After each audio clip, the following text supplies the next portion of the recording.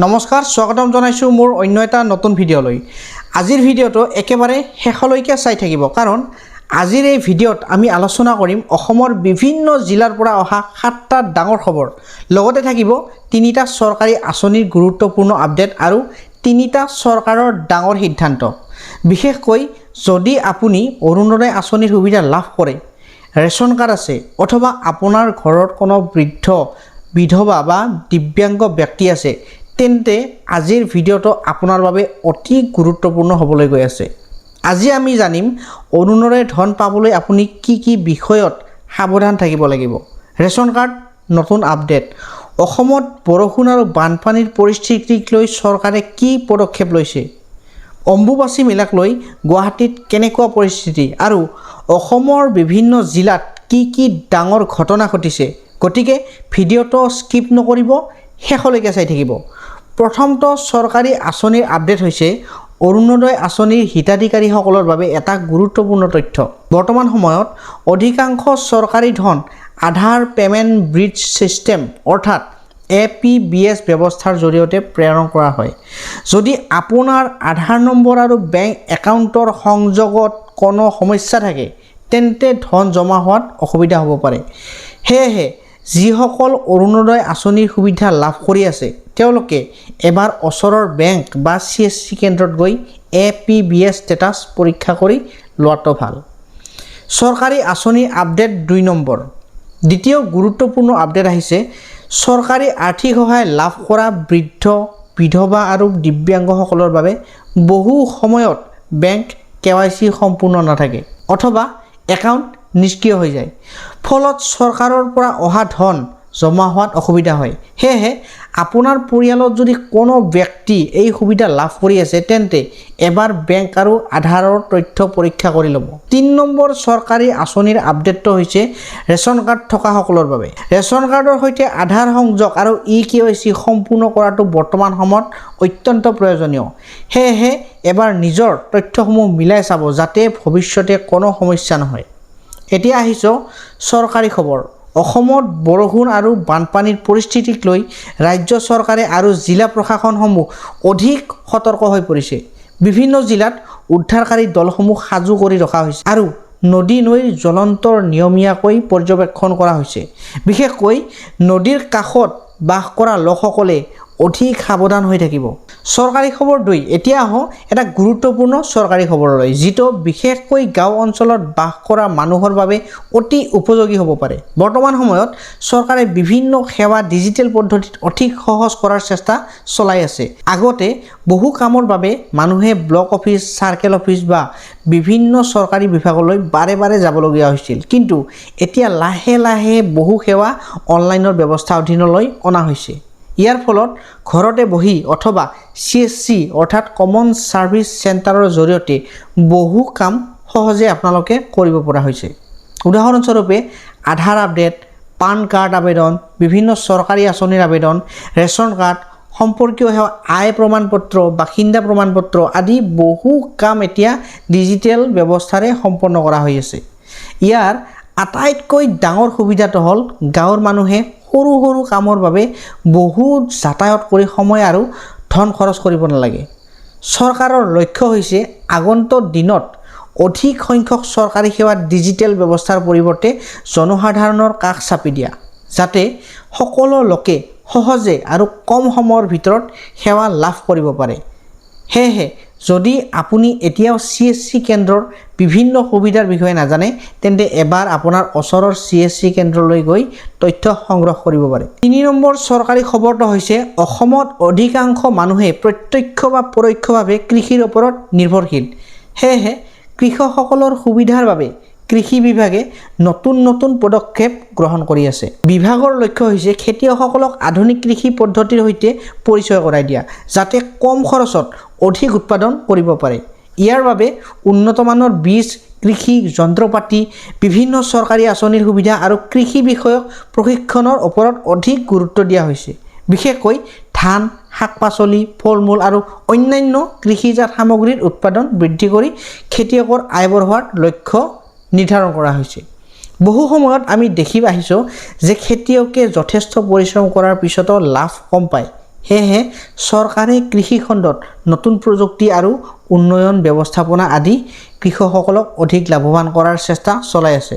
আগন্তুক দিনত এই পদক্ষেপসমূহ সফল হ'লে অসমৰ বহু খেতিয়ক উপকৃত হ'ব বুলি আশা কৰা হৈছে। আজিৰ প্ৰথম আৰু আটাইতকৈ ডাঙৰ খবৰটো আহিছে গুৱাহাটীৰ পৰা। বিশ্ববিখ্যাত কামাখ্যা মন্দিৰত আৰম্ভ হৈছে অম্বুবাচী মেলা। এই মেলাত ভাৰতবৰ্ষৰ অন্যতম বৃহৎ ধৰ্মীয় অনুষ্ঠান বুলি গণ্য কৰা হয়। প্ৰতি বছৰে এই সময়ত কেৱল অসম নহয়, পশ্চিমবংগ, বিহাৰ, উত্তৰ প্ৰদেশ, ৰাজস্থান, মহাৰাষ্ট্ৰ আদিৰ লগতে নেপাল আৰু পৰাও বহু ভক্ত, সাধু সন্যাসী আৰু পৰ্যটক কামাখ্যা ধামলৈ আহে। ইতিমধ্যে গুৱাহাটীৰ rail station, bus stand, hotel আৰু বিভিন্ন ধৰ্মশালাত ভিৰ বৃদ্ধি পাবলৈ আৰম্ভ কৰিছে। বহু মানুহে কয় যে অম্বুবাচী মেলা কেৱল এটা ধৰ্মীয় অনুষ্ঠানেই নহয়, অসমৰ সংস্কৃতি আৰু পৰ্যটনৰ বাবেও এক বৃহৎ ডাঙৰ উৎসৱ। এবাৰ লাখ লাখ লোকৰ সমাগম হোৱাৰ সম্ভাৱনাৰ প্ৰতি লক্ষ্য ৰাখি প্ৰশাসনে বিশেষ ব্যৱস্থা গ্ৰহণ কৰিছে। মন্দিৰৰ চৌহদত আৰু গুৱাহাটীৰ বিভিন্ন গুৰুত্বপূৰ্ণ স্থানত অতিৰিক্ত আৰক্ষী লৈ অহা হৈছে। লগতে স্বাস্থ্য বিভাগৰ ফালৰ পৰা চিকিৎসা শিবিৰ, এম্বুলেন্স আৰু জৰুৰী চিকিৎসা সেৱাৰ ব্যৱস্থাও কৰা হৈছে। আনহাতে অধিক যান-জঁটৰ সমস্যা যাতে নহয় তাৰ বাবে যান-বাহন চলাচলৰ ক্ষেত্ৰতো বিশেষ নিয়ম কাৰ্যকৰী কৰা হৈছে। যদি আপুনি একেইদিনৰ ভিতৰত কামাখ্যা দৰ্শন কৰিবলৈ যোৱাৰ পৰিকল্পনা কৰিছে, তেন্তে আগতেই যাতায়াত আৰু থকাৰ ব্যৱস্থা সম্পৰ্কে তথ্য সংগ্ৰহ কৰি লোৱাটো ভাল হ'ব। সামগ্ৰিকভাৱে ক'বলৈ গ'লে অম্বুবাচী মেলাক লৈ সমগ্ৰ গুৱাহাটীত উৎসৱমুখৰ পৰিৱেশৰ পৰিণত হৈছে। ২ নম্বৰ খবৰটো হৈছে বিশ্বনাথৰ পৰা। বিহালী অঞ্চলত অব্যাহত বৰষুণৰ ফলত বুৰৈ নৈ পাৰ পানী বৃদ্ধি পাইছে। স্থানীয় লোকসকলৰ মাজত বানপানীক লৈ উদ্বেগ বৃদ্ধি পাইছে। বিশেষকৈ কৃষকসকল অধিক চিন্তিত হৈ পৰিছে। এতিয়া আহক ৩ নম্বৰ খবৰলৈ। ৩ নম্বৰ খবৰটো আহিছে ধুবুৰীৰ পৰা। আৰক্ষীৰ বিশেষ অভিযানত বৃহৎ পৰিমাণৰ সন্দেহজনক নিষিদ্ধ মাংস জব্দ কৰা হৈছে। ঘটনাটোক লৈ অঞ্চলটোত ব্যাপক আলোচনাৰ সৃষ্টি হৈ আছে। ৪ নম্বৰ খবৰটো আহিছে বৰপেটাৰ পৰা। বৰপেটা জিলাত ছেল্ফ হেল্প গ্ৰুপৰ অৰ্থাৎ SHG মহিলাসকলৰ বিভিন্ন জীৱিকামূলক কাৰ্যসূচীক অধিক শক্তিশালী কৰাৰ বাবে বিভিন্ন পদক্ষেপ গ্ৰহণ কৰা হৈছে। জিলাখনৰ বহু SHG গোটে ইতিমধ্যে হাঁহ কুকুৰা পালন, ছাগলী পালন, খাদ্য প্ৰস্তুতকৰণ, তাঁতশাল আৰু ক্ষুদ্ৰ ব্যৱসায়ৰ জৰিয়তে সফলতা লাভ কৰিছে। বিশেষকৈ গাঁও অঞ্চলৰ বহু মহিলা এতিয়াও SHG গোটৰ জৰিয়তে নিজাববীয়াকৈ উপাৰ্জন কৰি পৰিয়ালৰ আৰ্থিক অৱস্থা শক্তিশালী কৰিবলৈ সক্ষম হৈছে। এসময়ত যিসকল মহিলা কেৱল ঘৰুৱা কামতেই সীমাবদ্ধ আছিল, তেওঁলোকৰ বহুতে এতিয়া ক্ষুদ্ৰ উদ্যোগী হিচাপে পৰিচিত লাভ কৰিছে। ইয়াৰ ফলত কেৱল পৰিয়ালেই নহয়, গাঁৱৰ অৰ্থনীতিও লাভান্বিত হৈছে। স্থানীয় লোকৰ মতে SHG গোটসমূহে মহিলাসকলৰ মাজত আত্মবিশ্বাস বৃদ্ধি কৰাৰ লগতে স্বাৱলম্বী জীৱন গঢ়াত সহায় কৰিছে। সামগ্ৰিকভাৱে ক'বলৈ গ'লে বৰপেটা জিলাৰ SHG মহিলাসকলৰ এই সফলতা আন বহু মহিলাৰ বাবে এক অনুপ্ৰেৰণাদায়ক উদাহৰণ হৈ পৰিছে। এতিয়া আহক ৫ নম্বৰ খবৰটোলৈ। ৫ নম্বৰ খবৰটো আহিছে নগাঁৱৰ পৰা। পুৰণিগুদাম অঞ্চলৰ স্বাস্থ্য বিভাগৰ অধিক সতৰ্ক হৈ পৰিছে। জনসাধাৰণক পৰিষ্কাৰ পৰিচ্ছন্নতা বজাই ৰাখিবলৈ আহ্বান জনোৱা হৈছে। এতিয়া আহোঁ ৬ নম্বৰ খবৰটোলৈ। ৬ নম্বৰ খবৰটো আহি পৰিছে ডিব্ৰুগড়ৰ পৰা। ডিব্ৰুগড় আৰু ওচৰৰ কেইবাটাও অঞ্চলত বৰষুণৰ ফলত জনজীৱনত কিছু প্ৰভাৱ পৰিছে। প্ৰশাসনে পৰিস্থিতিৰ ওপৰত কঠোৰ নজৰ ৰাখিছে। এতিয়া আহোঁ ৭ নম্বৰ খবৰ। ৭ নম্বৰ খবৰটো আহিছে বঙাইগাঁৱৰ পৰা। এতিয়া আহোঁ বঙাইগাঁও জিলাৰ পৰা অহা এটা গুৰুত্বপূৰ্ণ খবৰলৈ। বঙাইগাঁও জিলাৰ বিভিন্ন অঞ্চলত বৰ্তমান কেইবাটাও উন্নয়নমূলক কাম কাজ চলি আছে। বিশেষকৈ ৰাস্তা ঘাট উন্নয়ন, পানী যোগান ব্যৱস্থা শক্তিশালী কৰা আৰু জনসাধাৰণৰ সুবিধাৰ বাবে বিভিন্ন আন্তঃগাঁথনি প্ৰকল্পৰ কাম কাজ আগবঢ়াই নিয়া হৈছে। গাঁও অঞ্চলৰ মানুহৰ বাবে ভাল ৰাস্তা অতি প্ৰয়োজনীয়। ভাল ৰাস্তা থাকিলে ছাত্ৰ ছাত্ৰীসকলে বিদ্যালয়লৈ অহা যোৱাত সুবিধা পায়, ৰোগীক সময়মতে চিকিৎসালয়লৈ নিয়া সহজ হয় আৰু কৃষকসকলেও নিজৰ উৎপাদিত সামগ্ৰী বজাৰলৈ সহজে লৈ যাব পাৰে। বিশুদ্ধ খোৱা পানীৰ ব্যৱস্থাও গাঁও অঞ্চলৰ মানুহে এটা ডাঙৰ প্ৰয়োজন। সেইবাবে পানী যোগান সম্পৰ্কীয় প্ৰকল্পসমূহ সম্পূৰ্ণ হ'লে বহু পৰিয়াল উপকৃত হ'ব বুলি আশা কৰা হৈছে। স্থানীয় লোকসকলে জনা অনুসৰি এই উন্নয়নমূলক কামসমূহ সময়মতে সম্পূৰ্ণ হ'লে যাতায়াত, শিক্ষা, স্বাস্থ্য আৰু দৈনন্দিন জীৱনৰ বহু সমস্যা হ্ৰাস পাব।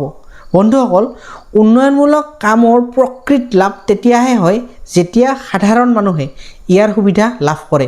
সেয়েহে বঙাইগাঁওবাসীয়ে এই প্ৰকল্পসমূহ শীঘ্ৰেই সম্পূৰ্ণ হোৱাৰ আশা প্ৰকাশ কৰিছে। সামগ্ৰিকভাৱে ক'বলৈ গ'লে বঙাইগাঁও জিলাৰ উন্নয়নমূলক কাম কাজে আগন্তুক দিনত জিলাখনৰ উন্নয়ন গুৰুত্বপূৰ্ণ ভূমিকা পালন কৰিব বুলি আশা কৰা হৈছে। গতিকে আজিৰ ভিডিঅ'টো এইখিনি আছিল। যদি ভিডিঅ'টো ভাল লাগিল তেনেহ'লে ভিডিঅ'টো এটা লাইক কৰি দিব আৰু যদি চেনেলটোলৈ প্ৰথমবাৰৰ কাৰণে আহিছে তেনেহ'লে মোৰ চেনেলটো আপোনালোকে ছাবস্ক্ৰাইব কৰিবলৈ নাপাহৰিব, কাৰণ এনেকুৱা ধৰণৰ ইম্পৰ্টেণ্ট আৰু ইনফৰ্মেটিভ ভিডিঅ' মই আপোনালোকৰ কাৰণে সদায় লৈ আহোঁ। গতিকে আজিলৈ ধন্যবাদ, লগ পাম নেক্সট ভিডিঅ'ত।